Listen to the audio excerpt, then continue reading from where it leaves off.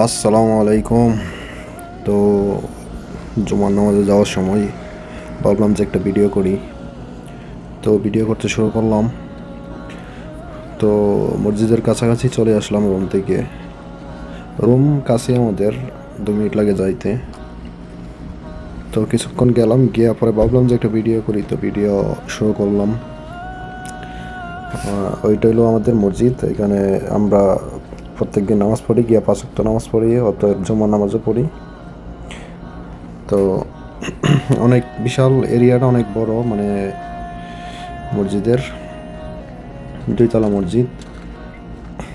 মসজিদটা অনেক সুন্দর, বাহিরটা যতটুকু সুন্দর ভিতরটা আরও সুন্দর বাহিরের চেয়েও। এই যে এইখানে ভিতরে জায়গা হয় না দেখে জুমার দিন অনেক মানুষ হয়, তো তো এইখানে এই যে বাহিরে যে এগুলো করছে, এইখানে বাহিরে মানুষ বসে, বাহিরে বৈশা নামাজ পড়ে এইখানে। তো এইখানে কি হবে, আর একটু পরে জায়গা হবে না, নিচে নিচে নিচের তলায় জায়গা হবে না মসজিদের ভিতরে। আর বাহিরে যারা বসছে ওইখানে তো বসছে ওরা, ওরা বাহিরে নামাজ পড়বে এখানে।